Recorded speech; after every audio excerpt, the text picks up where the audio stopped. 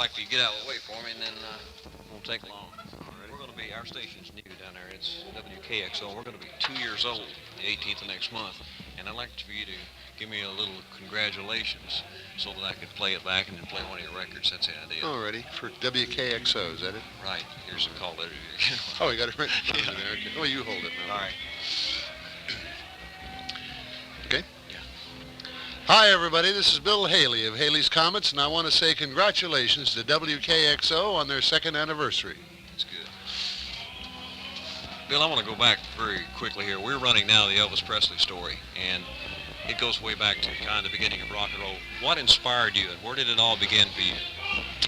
Well, now let's see. It's going to take me back a lot of years, but we are generally credited with being the instigators, the originators of rock and roll music, and actually it started for us back in the year 1949, 1950. At that time I had a little country and western band, and I was strictly a country and western artist. But I had, my favorite music was rhythm and blues music plus country and western music. But in those days, if you were a country and western artist, you sang strictly that type music. Or if you were a race artist or a rhythm and blues artist, they called them race in those days, you sang strictly that type of music. Or jazz, you did jazz. But we, mainly because, I don't know whether we just didn't know any better or because it was our... just our wish to do it. We sang, we were the only country and western group to sing rhythm and blues music, and I had traveled quite extensively as a kid down through the South, through New Orleans, and worked in Shreveport and Dallas and Fort Worth, and just about any place I could get a job, and had picked up quite a repertoire of rhythm and blues and type music. And it just was our style, and then in 1950, I was working on a little station in Chester, Pennsylvania, and the one little record company there heard our style on the radio and started to record us, and we started with a hit in the country and western field, and on the other side I recorded a tune called We're Gonna Rock This Joint Tonight. What was the country western song? It was called Icy Heart. And was that the first one then? Well, it was, no, that wasn't our first record. We had made 3 or 4 country records before that, but this particular record broke first in the country and western field, and then I went out on tour doing promotion on different country stations, and I think I was in St. Louis, and I got a call from the record company. The other side of the record was the one that was going to be the big side for us, and it was called We're Gonna Rock This Joint Tonight. That was 1951, and then 1950, again in 1951, we had one called Dance with a Dolly with a Hole in Her Stocking. 1952, we had, you don't even remember any of these and probably can't buy them anymore, but they were what we call regional hits. Stop Beating Around the Mulberry Bush, and Pat a Cake was another one for us at that time, Rocket 88. In early 1953, I wrote and recorded a tune called Crazy Man Crazy, which was our first million seller and our first #1 record.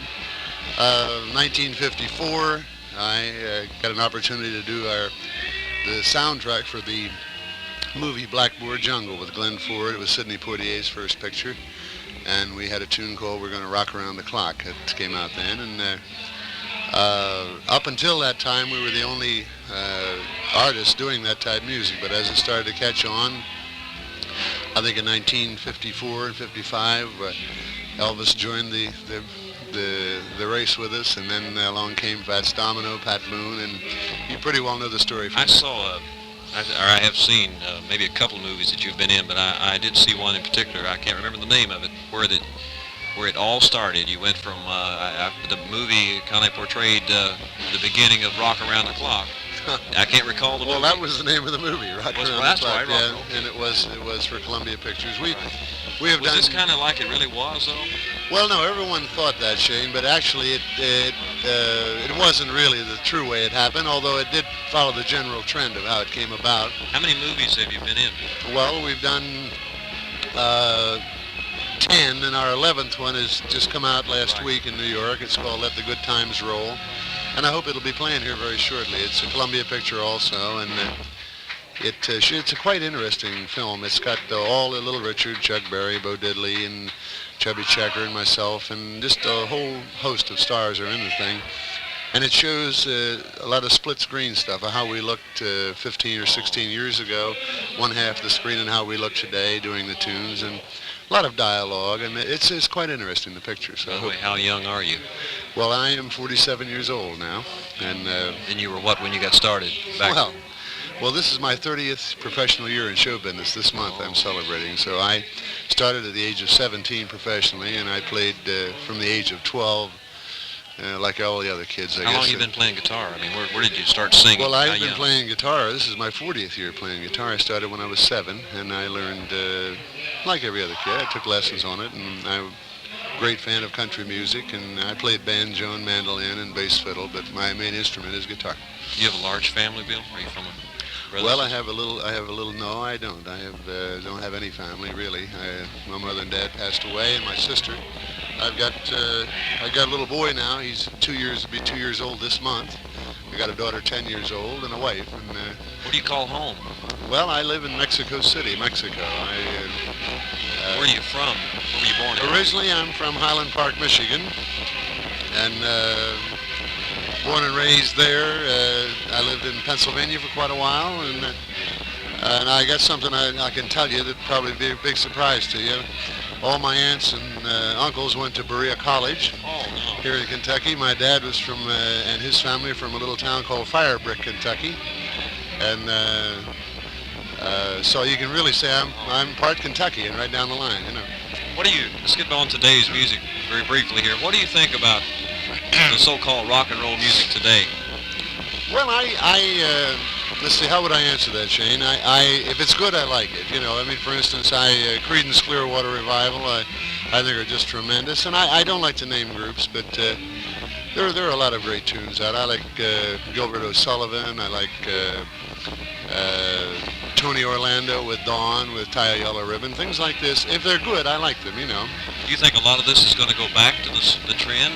There's been records being re-released, like the Monster Mash is back now. And Well, it's I think it, Shane, I think it is. I think the trend has already started back now, and which is no discredit to any way the music is going today, because the groups are just tremendous today. And I understand even Bo Diddley is recutting. oh yeah, well they've all been. They never have stopped cutting. A few of them have been out of the limelight, but they all have been working, and they're all recording as they always have been. But Yourself there. oh yeah, sure. We've got a brand new album out with the movie, and got another new album coming out on Janus Records, which should be out about the middle of July. And so we always keep plugging, you know. Have you been playing from the time, or have you taken a break in life? No. We work 40 weeks a year for the last 30 years. Let's put it that way. We do this for a living. We're professional entertainers, and we do a lot of traveling. I guess we're just about the most traveled group in the world. We've been around the world completely 5 different times, and this year we go to we go to all South America this year. We go to Australia, Japan, the Philippines, Hong Kong, and Singapore. And then in the fall of the year we're going to Europe. So we keep traveling, you know. Bill, if you could pick it out, what would be your most exciting point of life? Well, that's pretty hard to say, the life that I live, but I really couldn't pick one. I think that the entire rock and roll experience has just been the greatest thrill of my life. It's been a great career for me, and I'm looking forward to another 20 or 30 years of it yet. You know, this is in watching you perform tonight. This is a real thrill for me, because I came up at this time in '54. I was like 7, 8 years old, you know, and I began to listen. That's why I'm in radio, I guess, because I got into it. Yeah. You know, but I noticed tonight in watching the crowd and what have you, you have no trouble at all getting a response from a crowd. I mean, I think the bands today, the new big bands that come out, I can't name them myself, but I'm talking about big current bands that are million-selling records. They can't get groups to perform or dance the way you do. What do you have?